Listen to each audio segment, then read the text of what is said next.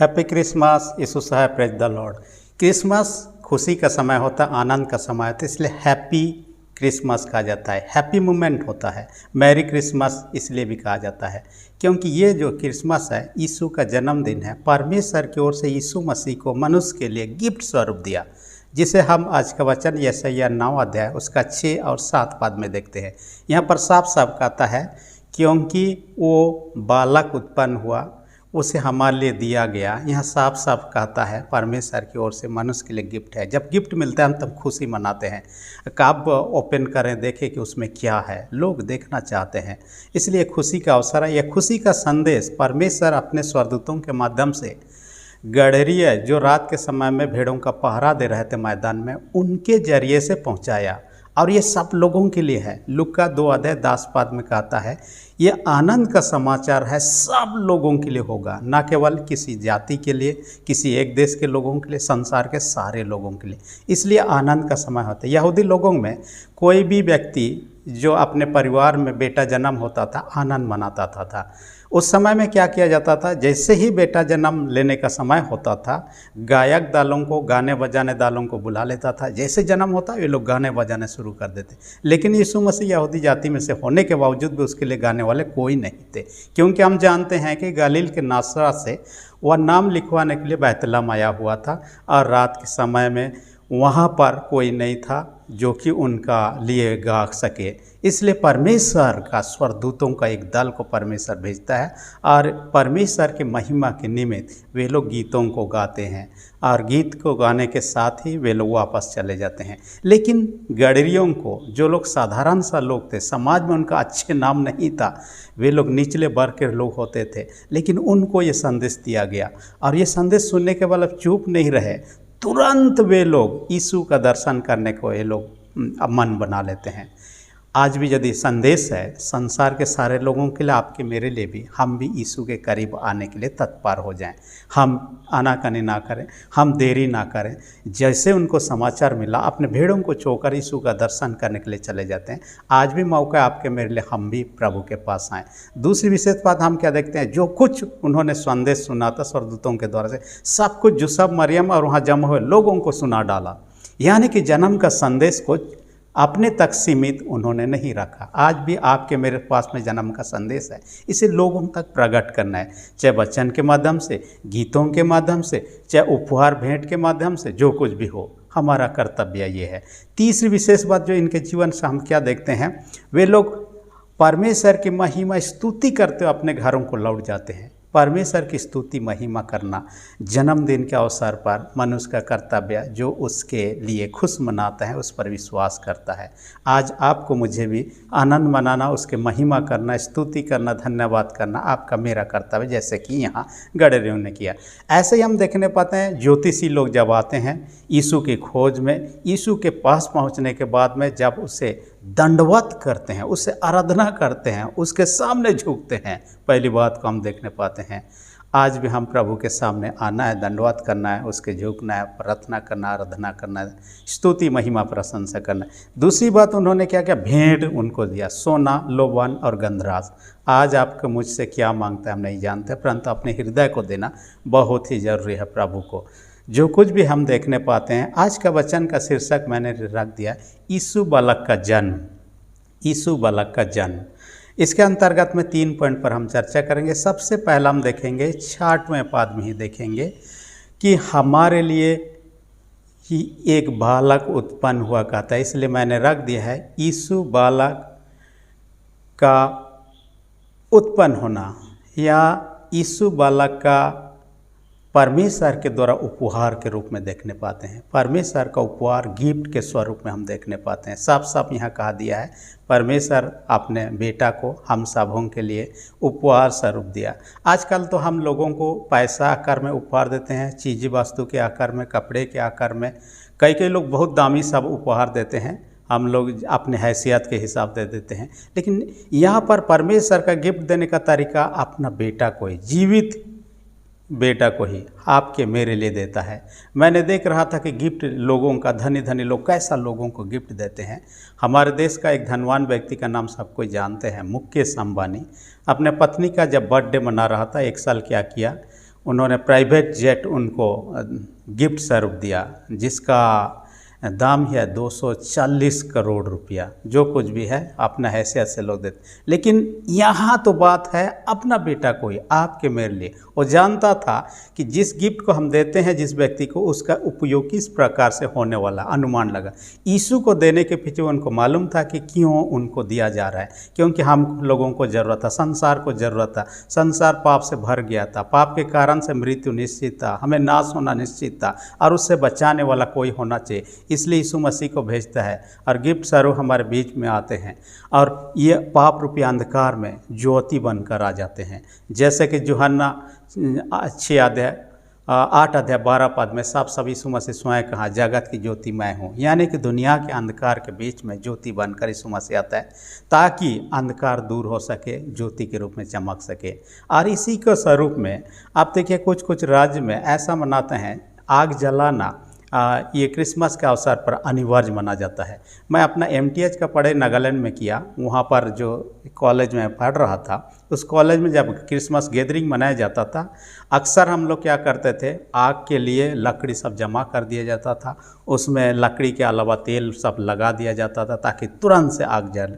और क्या किया जाता था, बिल्डिंग के ऊंचे बिल्डिंग पर से एक तार को कनेक्ट करके बंधा जाता था, और एक व्यक्ति क्या करता था, एक आग का गोला को बिल्डिंग के ऊपरी हिस्से में माचिस लगा देता था, और तार के माध्यम से सडन नीचे तक आता और उस लकड़ी का गद्दा में लग जाता, और अचानक से आग जल जाता, और वहाँ जो अंधकार होता है वो दूर हो जाता। लोग गाने लगते, परमेश्वर की महिमा स्तुति करने लगते।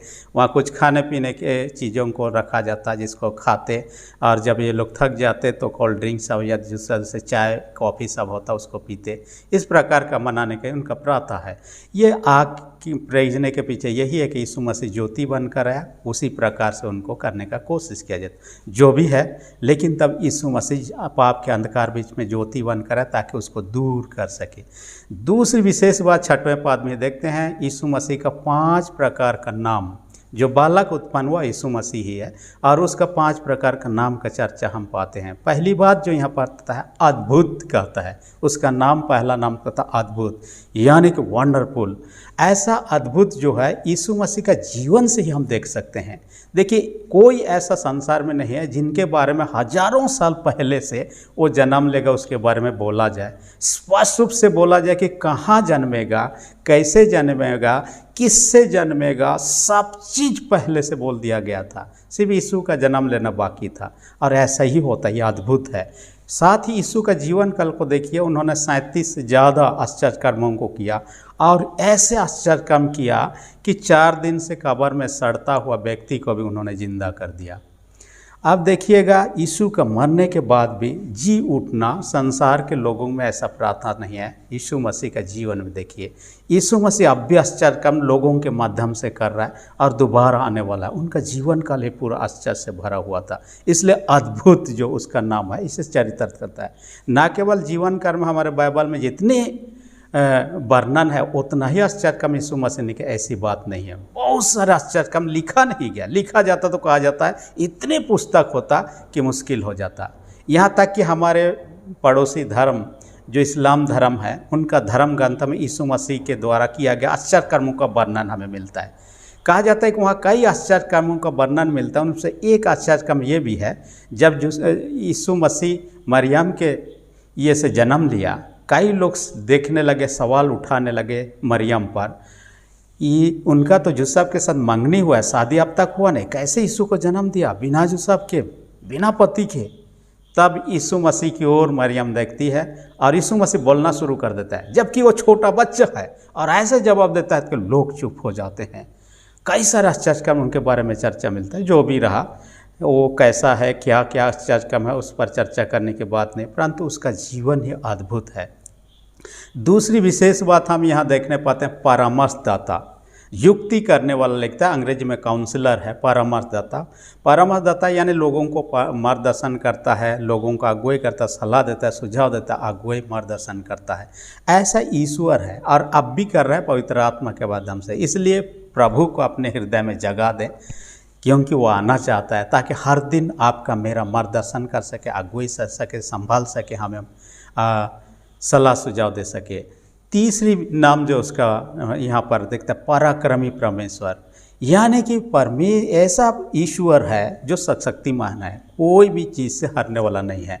इसलिए उन्होंने पाप के शक्ति को पराजित किया, मृत्यु को शक्ति को पराजित किया, शैतान के शक्ति को। शैतान तो शुरू से उसको मार डालना चाहता था। जब यीशु छोटा बालक ही था, देखिए हेरोद के माध्यम से यीशु को ख़त्म करने का योजना बना लिया था, लेकिन परमेश्वर अद्भुत रीति से मिस्र को, यीशु मसीह को उसके माता पिता लेकर चले जाते हैं। वो बड़ा होता है, कई सारी घटना घटती है।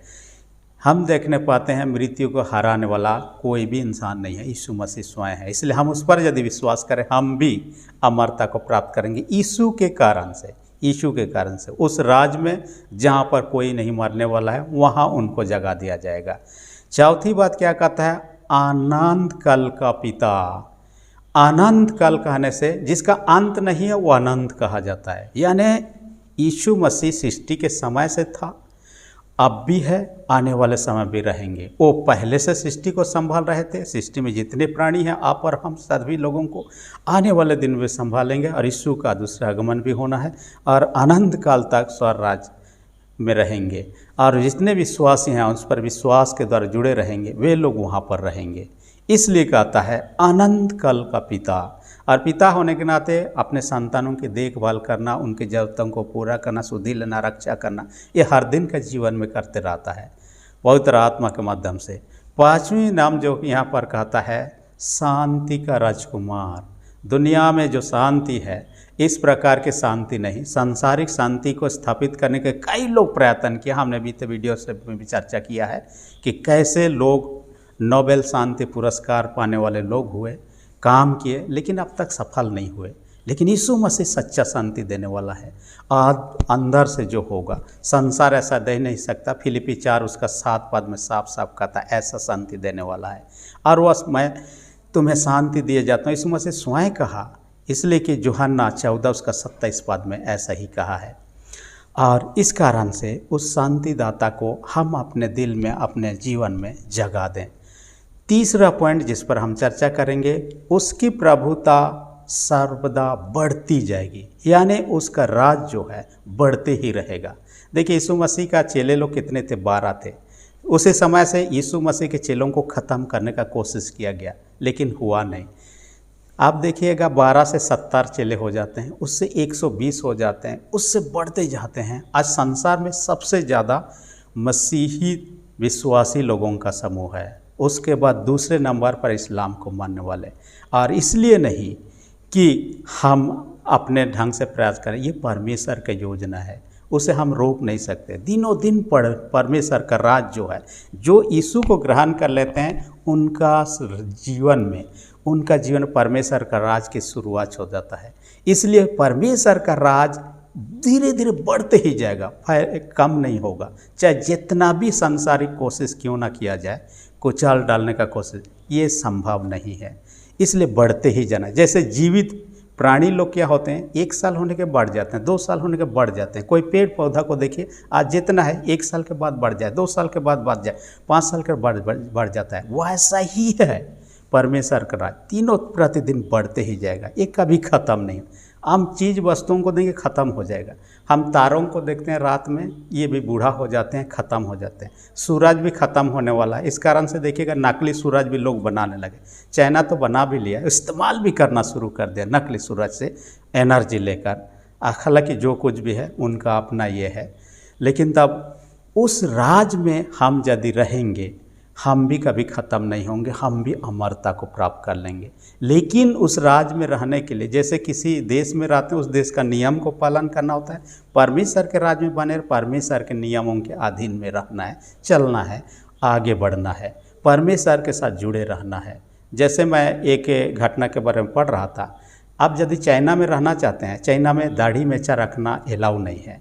कोई भी व्यक्ति ऐसा करता है, ये अपराध माना जाता है। अभी मैं केरल में हूँ, जहाँ मैं पढ़ाई कर रहा हूँ अपने PhD का, और यहाँ पर दाढ़ी मेंचना रखना एक सम्मान की बात समझा जाता है। पुरोहित लोगों को अब देखिएगा, ये लोग रखे हुए रहते हैं प्रायतः लोग, इसलिए कि ये सम्मान की बात। परंतु वहाँ का उस देश के लिए सम्मान नहीं है, ये गुनाह है, अपराध है, उस व्यक्ति को सजा दिया जा सकता है।